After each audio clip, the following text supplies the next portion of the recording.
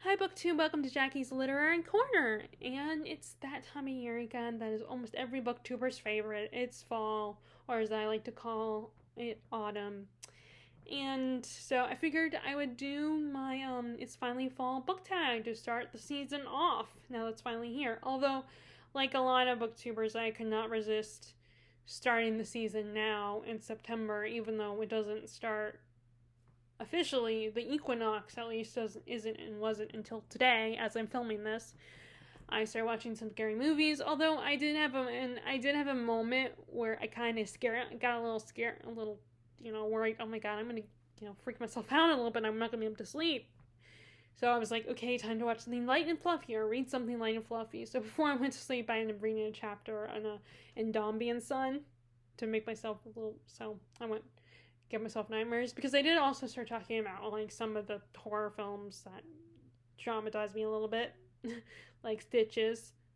Which that one's a weird thing because it's like actually it's a horror comedy and it's a great if you like horror comedies you might want to check it out. It's kind of a B horror movie in like this clown at this birthday party's a freak accident at this kid's birthday party and dies, and then he's brought back from the dead and decides to come up with the most creative ways to kill the kids who are now teenagers.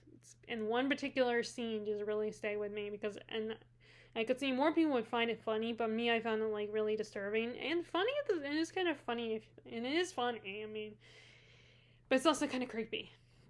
But anyway, I definitely recommend that for especially this time of year. I mean, especially it's October's right around the corner, so if you want to watch a funny B horror movie, check out Stitches. But anyway, let's get to the tag. Okay, so first question is, it's finally fall. The air is crisp and clear. Name a book with a vivid setting. And I said Mexican Gothic, which, by the way, as I'm answering these questions, I realized when I was going through these that I don't have most of my answers are library books. So I don't have a physical copy to show you guys. And then one of them, I have a copy, but it's an audiobook and it's on my phone. So I can't really I'm not going to show you guys the little screen.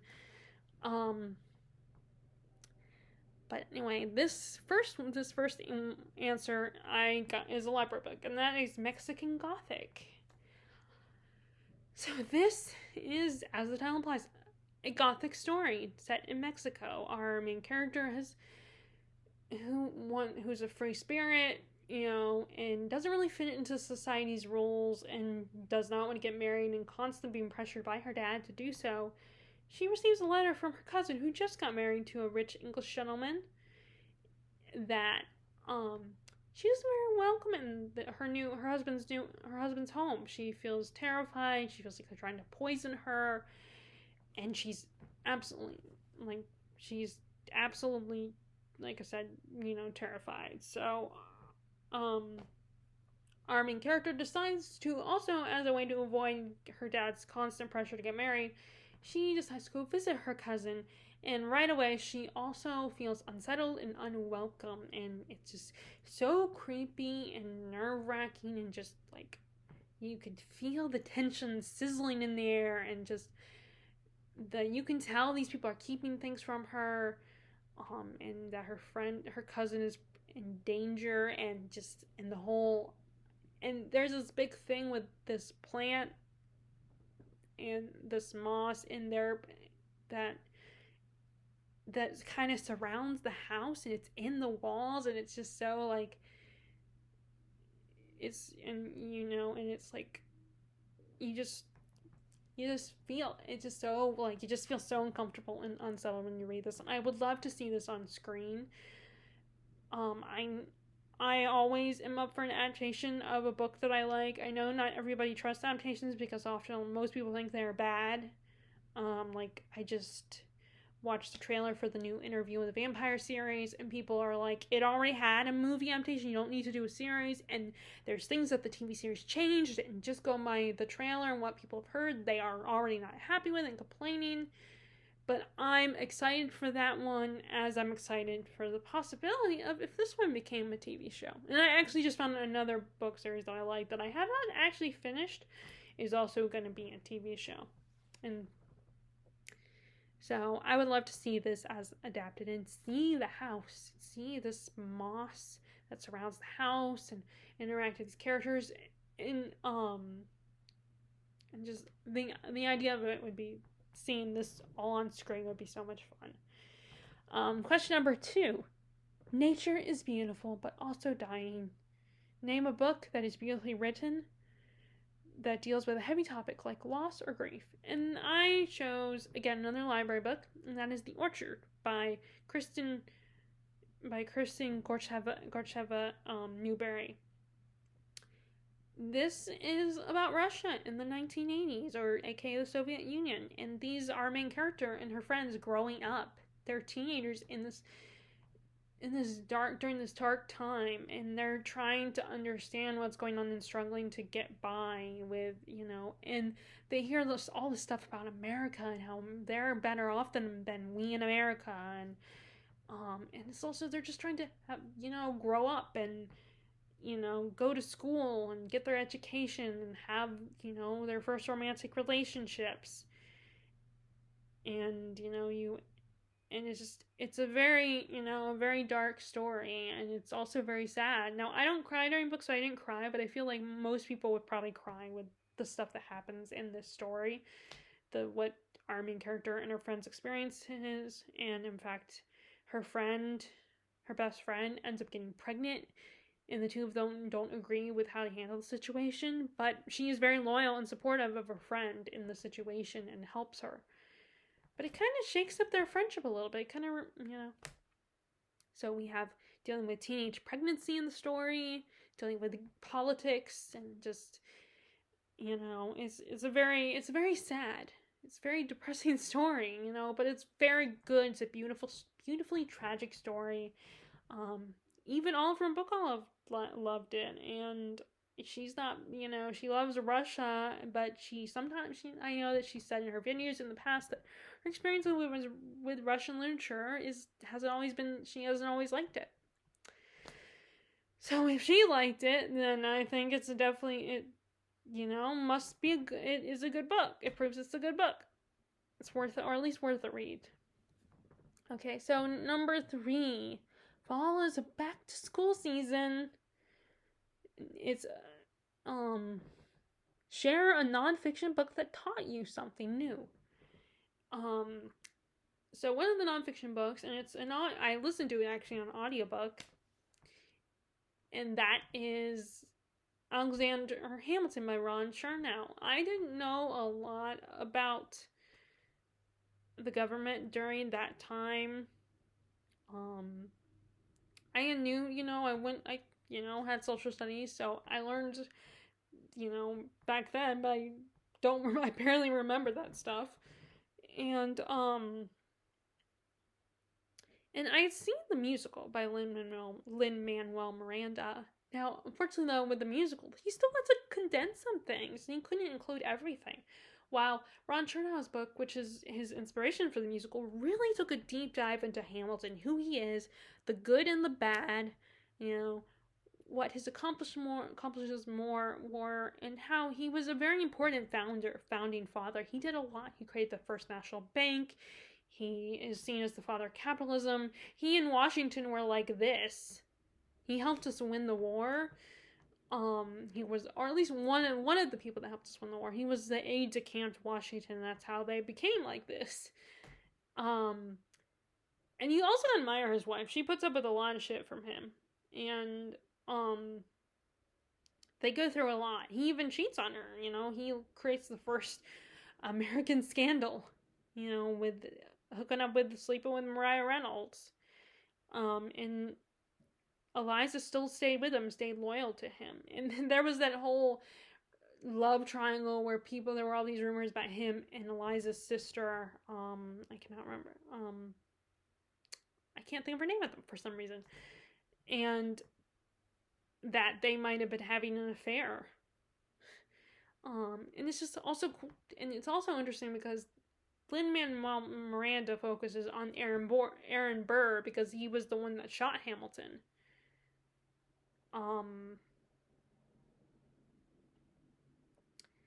But actually, he had more of a relationship, and not a great one, with John Adams, Thomas Jefferson, and Madison. Him and Madison were friends at the beginning. I mean, in the play does include how Madison was one of the people who wrote the Federalist, was part of writing the Federalist Papers. But then they had a falling out. They didn't agree on everything. And Hamilton unfortunately brought the worst in Adams and Jefferson and Madison. And it just really, it shows the complicatedness of their relationship, and how it's very surprising that when Aaron Burr was running for president, that he endorsed Thomas Jefferson, even though he didn't like him. He realized that Jefferson might be the better option, the lesser of two evils at that time. So it was really cool to learn about the government at the time, and to learn some of the, all the craziness of government isn't anything new. It's been going on for centuries. And it's just, it was just a really cool deep dive, and there was even more than, compared to what Lin-Manuel Miranda's great, fun, awesome musical included. It condensed and summed up everything, but with awesome musical numbers. But it really, it unfortunately couldn't really deep dive include everything. And like I said, it was interesting that he chose to focus on Aaron Burr. It makes sense that he focused more on that relationship than his relationship with Thomas Jefferson, which I think was more crucial, I think, in Hamilton's story. Okay, so next, in order to keep warm, it's good to spend some time with people we love. Name a fictional family, household, or friend group that you'd like to be part of. And again, I chose a book that I don't have a copy of. Now, this is actually also an audiobook. I did a lot of audiobook listening to these past 6 months. Or, well, I guess more than 6 now, but, I guess 9 months. But, so I decided to go ahead and listen to The Wayfarer, A Long Way to a Small Angry Planet by Becky Chambers, which was very popular back in the day when it first came out. So this was a science fiction read, and which, by the way, I think it's a great, if you're like me and you're kind of new to science fiction or just getting into it, it would be a good place to start. It's not very dense on the science.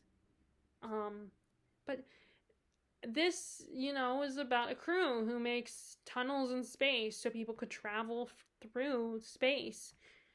And it's, even though I'm wary about the whole, I don't know how I'd feel about living in space. I would be wary about that. Although the planets being on the different planets would be kind of a cool experience. I'm just seeing these other worlds, if they have life on them, and then maybe. But I living on space kind of scares me a little bit. But despite that, just feels so such a cozy atmosphere with these people, and they all feel so very well. Well, not, there is Corbin's a little, the character of Corbin, he doesn't feel as welcoming. He's Mr. Cranky Pants, but other than that, it just feels so cozy, such a cozy atmosphere, and so wholesome. It's such fun people. I think having Thanksgiving and Christmas is just would just be really fun to hang out with them, and I think they would just want to hang out together, even if you couldn't get presents for Christmas. I think they would just love to hang out with each other and get to know each other, and the different cultures amongst all these different alien species and humans would also be really interesting spend time with them and hear all these stories and learn about the cultures. And it feels so warm and inviting on the Wayfarer. Okay, and question number 5. The colorful leaves are piling up. Show us a pile of fall-colored spines. I totally forgot about the question. I will come back to that question. Let me just answer the rest of these, and although I think there's another question that I need to show a visual. Well, no, I think that's the only one. So I will come back to question number 5 because I forgot that requires a visual. Okay, so next is the fall is the perfect time for some storytelling by the fireside. Share a book wherein somebody is telling a story, which I actually can show you. And that is Stardust Beef by Chelsea Abdullah. I finished this book in August. This is all about stories, and the stories about the djinn and the djinn culture, and throughout the character's journey in the story, they're going on a quest, and we get a story. And we get these different stories, like all these legends and fairy tales about the djinn, and think Arabian Nights, which I think this is kind of a retelling. I know there's a collection of stories, but they take aspects, I think, of the different stories in Arabian Nights. I don't know for sure because I have not read the Arabian Nights. The closest I came to that is like watching Aladdin and But yeah, it's all about. I feel like this is all about stories and the importance of stories and how the stories tell us who we are. So yeah, this one. Okay, so next question number 7. The nights are getting darker.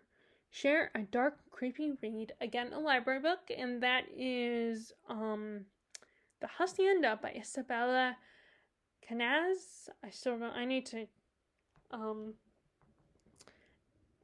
And this again is very, a little gothic feeling.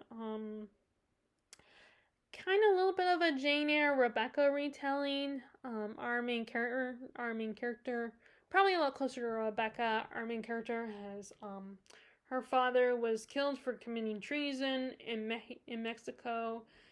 I think it also said Mexico, like Gothic, Mexican Gothic. And so she and her mother are forced to rely on their family, who really don't want them there because of their treason.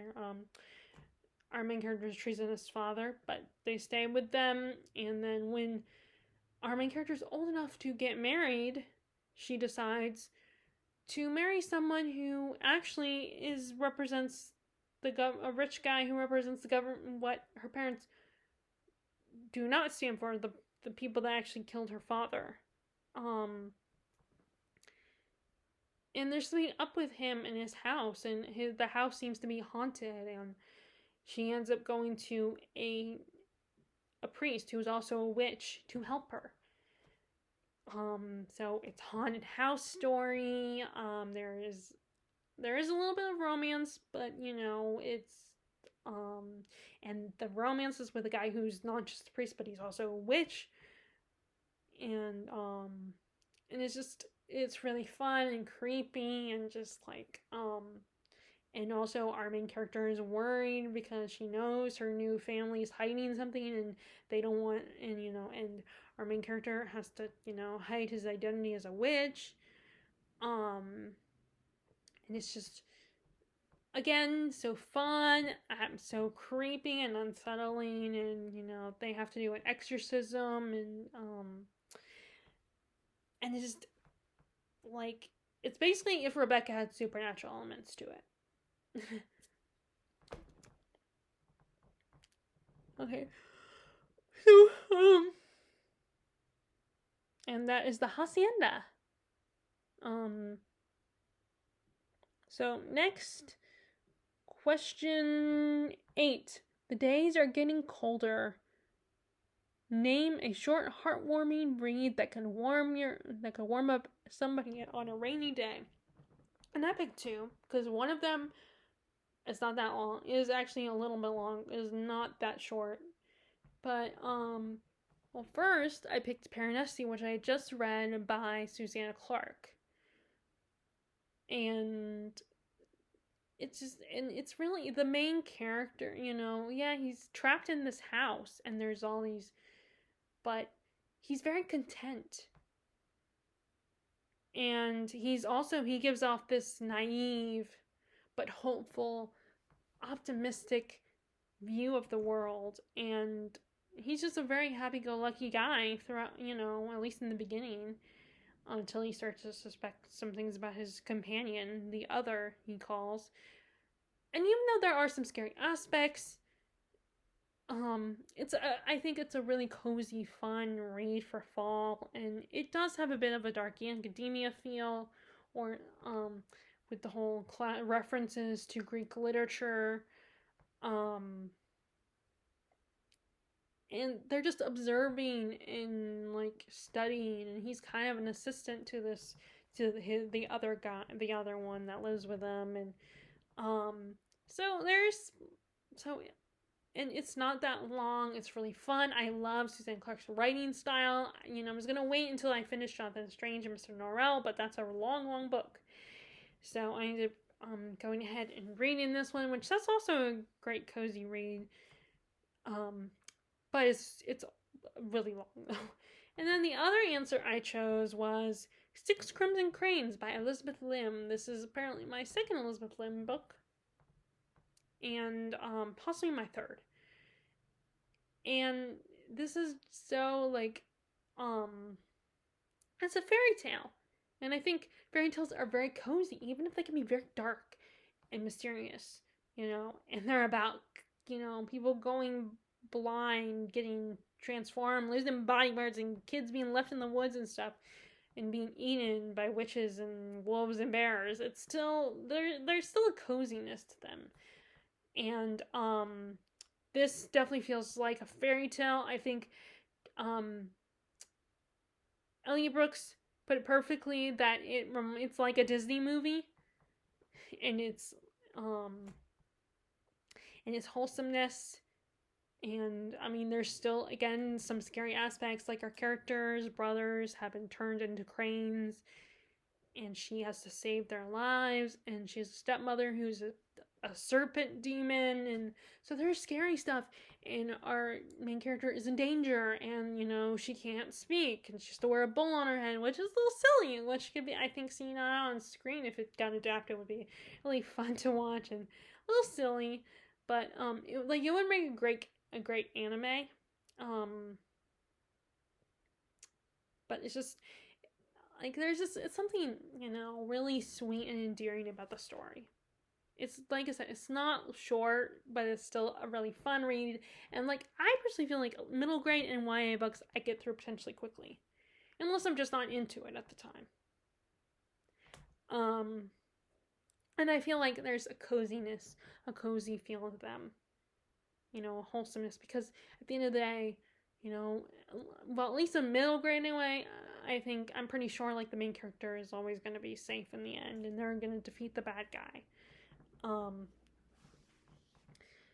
Okay, so question number 9. Fall, luckily, my favorite season, returns every year. Name an old favorite that you'd like to return to.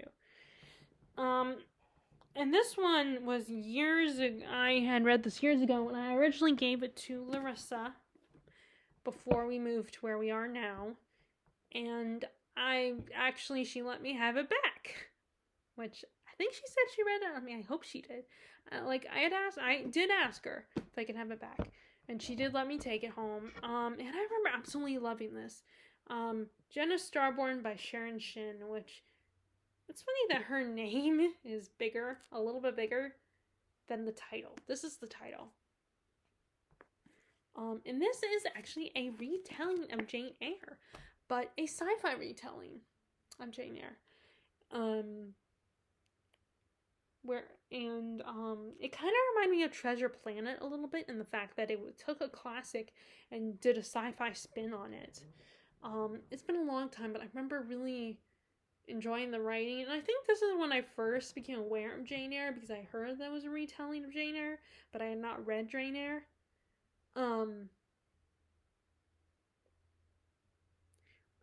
Yeah, it's actually she was made in a tank, one of those, a genetically enhanced baby. I mean,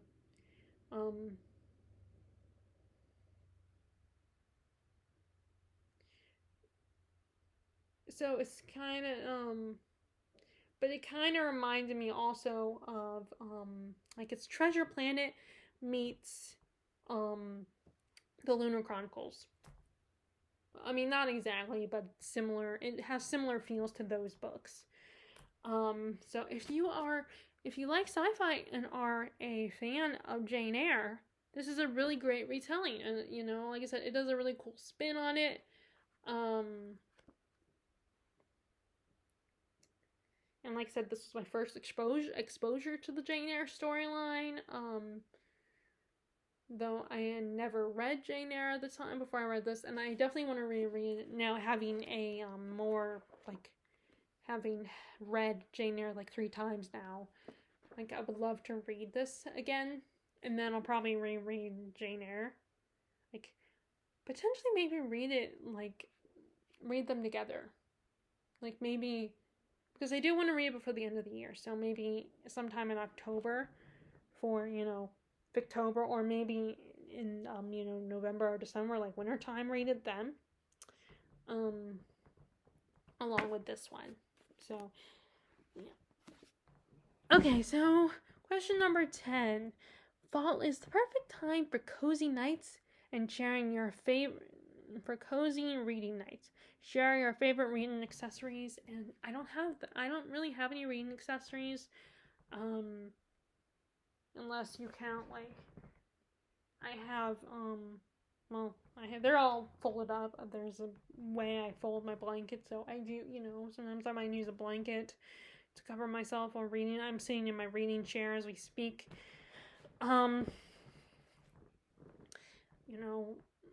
So really I don't have any specific accessories except for what I use, I mean, I guess a reading blanket, which I don't use a specific one though. So yeah, I don't have an answer for this. But if you want to do this tag, please share your reading please share what your reading accessories are.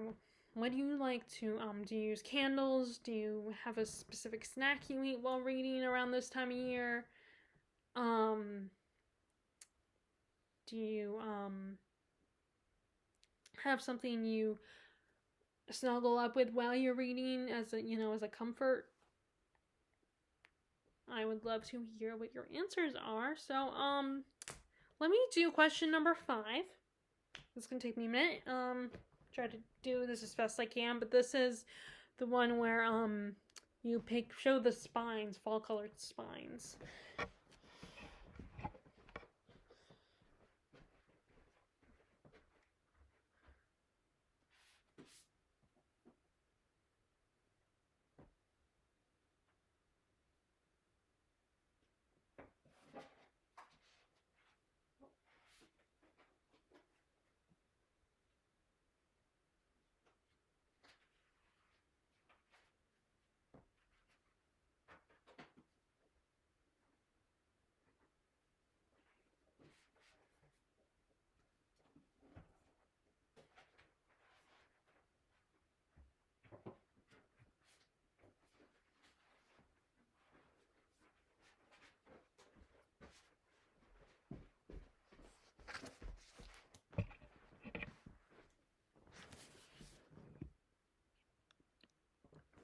Okay, I'm back. So this is my answer it's my visual for question number 5, which is show some fall colored spines. So we have a yellow goldish, we have red, we have brown, and we have orange.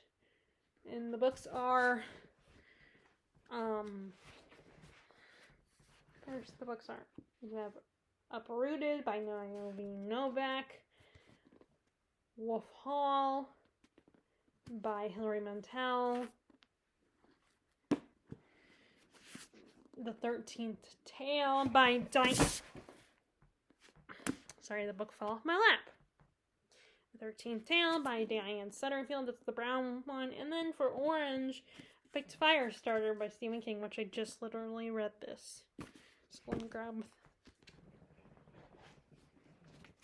So again, fall colored spines. Okay, so that is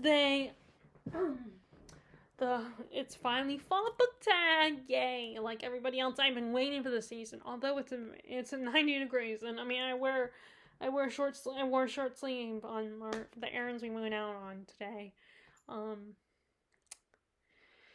and I'm also in shorts. So that's the only thing that bugs me living in North Carolina is in September and October it is still warm. I mean, I think it's going to at least get down to this. I think it gets down at least to the 70s, which, I mean, that's good for, like, on Halloween if you wear if your costume is, like, a dress or short sleeves or something, you know, or maybe even, like, a leotard or something. At least you'll be, you won't be too chilly here. Anyway, so like I said, that is the book, The Fall. It's finally fall book tag. So if you guys like this video, be sure to click and subscribe. Give it a thumbs up if you liked it as well. And if you don't want to do the tag, I would love to hear your answers for this tag. Like I said, I would love to know what your cozy accessories are for this time of year if you have some. And what is your favorite book to read this time of year? Like, is there any specific book you like to read during the autumn season? Like whether it's a spooky read or a cozy read, or do you not have one and you just read whatever? Or maybe there's a book that you just decided, even if it doesn't have a cozy atmosphere or it's not creepy, you still love it, and it's a book that you read that you always conveniently read this time of year. Share what that might be. So I will talk to you guys all later. Bye!